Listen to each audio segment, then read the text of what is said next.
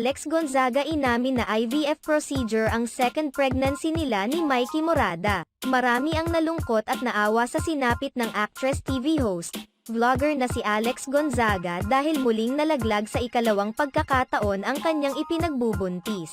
Ibinahagi ni Alex Gonzaga ang lahat ng mga pinagdaanan niyang hirap at sakit sa unang pagkakataon sa vlog mismo ng kanyang ate na si Tony Gonzaga.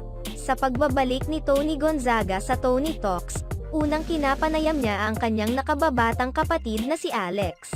Napag-usapan nila sa pagkakataong ito ang 2 beses ng pagkalaglag ng pinagbubuntis ni Alex. Unang nakunan si Alex Gonzaga noong October 2021, labis itong ikinalungkot ni Alex. Gayunpaman, hindi tumigil ang mag-asawa sa pagsubok na makabuo muli. Subalit, nitong October 2023, muli na naman nakunan sa ikalawang pagkakataon si Alex Gonzaga.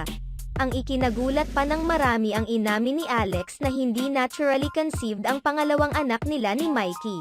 Gumamit umano sila ng science sa pamamagitan ng IVF procedure. Ipinahayag pa ni Alex ang pressure na pinagdadaanan niya mula sa mga tao sa kanyang paligid at mga pinagdaanang isyu lalo na noong nakaraang kaarawan niya. Nung time na iyon kasi naisip ko talaga na I'm so pressured na. Pressured na ako sa mga tao na, uy, hindi pa ba mangganganak iyan? Tapos syempre, yung nangyari sa akin this year dun sa birthday ko.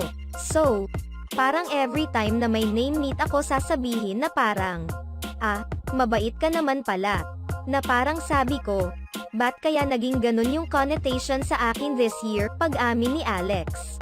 Nagbigay pa ng mensahe si Alex sa mga anak mula sa IVF na mahalin nila ang kanilang mga ina dahil hindi biro ang pinagdaanan nito para lamang magkaroon ng anak.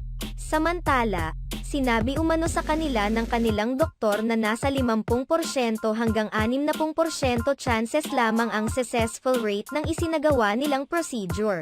Sa kabila ng kanilang pinagdadaanan, ipinakita naman ni Mikey ang pagsuporta kay Alex. Keep on fighting, Alex and Mikey. Me and my husband had 6 na failed IVF. On the 7th attempt, it brought us twin girls. This is in the span of 3 years. You will be tested emotionally, financially and physically. Do not forget to enjoy and do things that will make you happy and relax. Keep on trying. I am praying for you. Salamat sa inyong panunood sa aming video. Maaaring mag-subscribe sa aming channel o i-follow ang aming Facebook page para updated kayo sa mga latest news. Ilagay ang iyong komento sa ibaba at atin yang babasahin sa next video.